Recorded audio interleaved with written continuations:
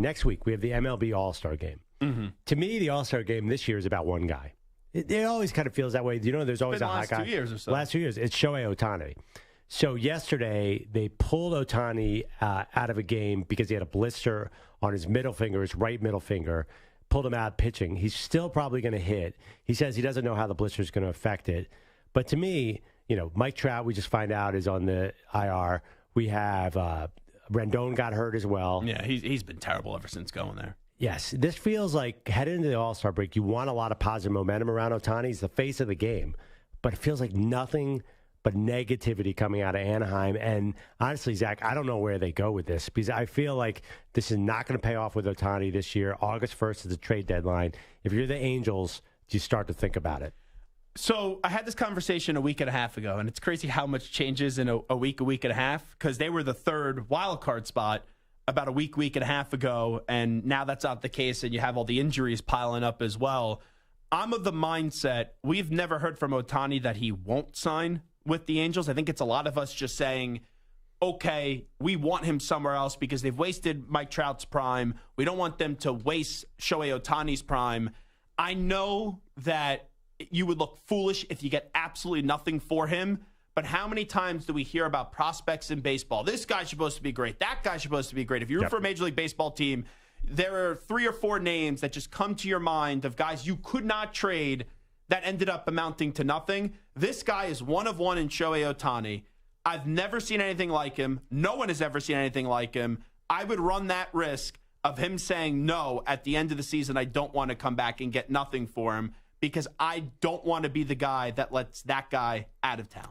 Wow. I mean, listen, I'm not sure that's realistic because you're right. He has not said, I want to leave the Angels, but come on. I mean, he's going to want to win. If they can't win this year, they can't win last year, when do you think they're ever going to win? We talked about how long did Damian Lillard stay in Portland until he finally said, now I'm okay, and I want to go to the Miami Heat. That just happens. Yeah, but I think that in this particular situation, I think the Dodgers are going to call. I think they'll make the strongest offer. Maybe you'll get some New York action. Who knows? I mean, I wouldn't mind Ohtani in Philadelphia. Obviously, that is a long shot. He's got Harper and Trey Turner. He's down, all right? Here's the thing. If you trade for him, you're probably going to want to sign him for a $600 million deal. Biggest deal of all time. Be like the 8th largest NBA deal of this offseason, but it's the biggest sports deal of all time. Hold on. Look at the amount of money I just got, guys. If you're paying all that money, and I know it's just a blister on his finger, and then it was a nail thing, do you at least consider, hey, maybe the pitching hitting thing is not going to last? So this drives me nuts in sports. We pay people money for what they've done, and then we try to take away things that they're going to do that makes them so great. Lamar Jackson, is that what you mean? Lamar Jackson? How about Deebo Samuel? Oh, I don't want to run the football that much. And, well, that's why they're paying you, because you're kind of a running back and a wide receiver. Look at Lamar Jackson. Now he's going to throw for 6,000 passing yards. Please, give me a break. Run the ball, and I do think he's a better passer than what people give him credit for. But what makes Ohtani so great is he's almost as a guy that I refer to as a mythological person, where you've heard about him for so many years, and you hear, okay, this is a guy that could be an elite pitcher and just absolutely mashes at the plate. And then he gets here, overcomes some injuries, ends up being that great, and now we want to take away one of the what makes him so awesome in one of those elements in pitching. That doesn't make sense to me. If this is 4 or 5 years down the road, okay, but right now, if you're paying him all that money, he better be taking the ball every 5th day, and he better be as dominant as he's been at the plate. But you say that because he's a bigger attraction if he's pitching and hitting, or you're saying that because that's the key to winning? Because it's not amounting to anything. I'm with saying Angels. that because you're paying him, if that's right, $500-600 million, that's because you're basically paying one guy to be a pitcher and then also to be dominant at the plate. You're paying him to do 2 things at a level that we've never seen anyone do that. Okay. Who's the one player historically that Shohei Ohtani gets compared to the most? Babe Ruth. And what happened to Babe Ruth? He was a great pitcher. They pulled him off the mound, and guess what? He became the greatest hitter of all time. You'd even say he was the Babe Ruth of baseball players, because he was Babe Ruth.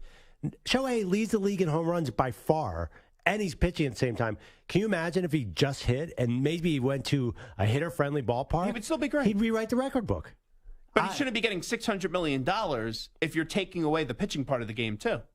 I think that's doubling his salary. This is where baseball is going, though. I'm just saying he gets 20%. If he was the best slugger in baseball, even without the pitching, he'd be the highest paid player. I think he's what? He's 28 right now. The fact that he hits like this, now I understand the pitching is incredibly special, but what does it really amount to? What is it really? Where are they going with this pitching? He's 7-4. He's the only guy that could pitch on the Angels.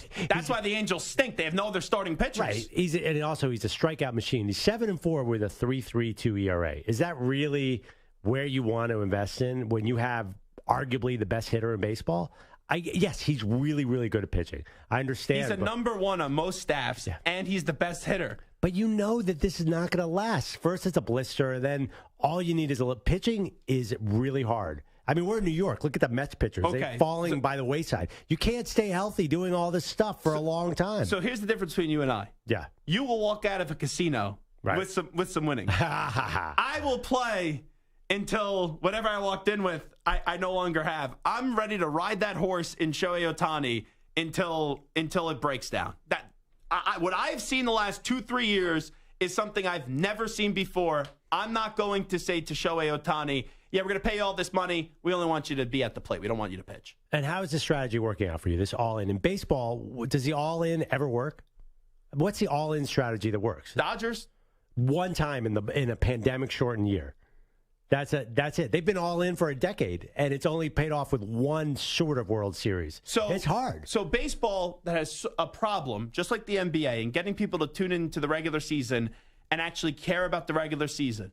The one guy in baseball that we actually talk about, we now want to take away, or you want to take away, an element of his game just because of fear that eventually he's going to break down?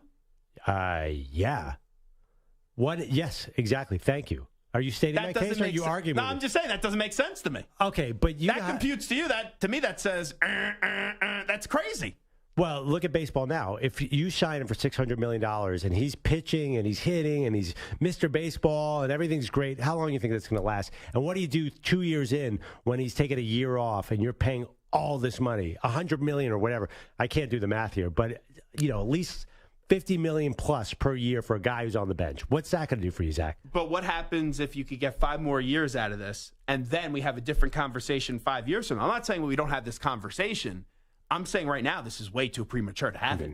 Okay, and here's the other reality. When you have a 28-year-old slugger or any kind of superstar, they're going to get older in that contract, and often they get paid for sort of the downside of their career.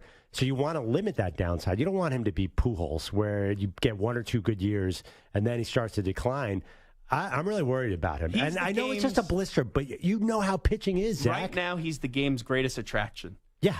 Until we start to see him really break down, I'm not taking away from the game's greatest attraction right now. He is the sport. I'm not telling him, here's $600 million.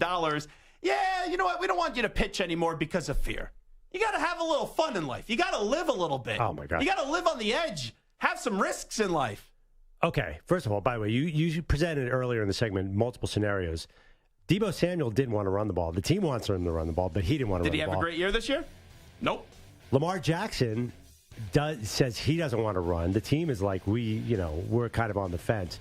You can't just put them out there. You can't be short-sighted because it's a fun product to watch, Zach. We're trying to win baseball championships. I care about the fans. You don't care about the fans right now. I'm like one of those analytics. Your health and safety. You should be an insurance guy. All right. What are we doing here?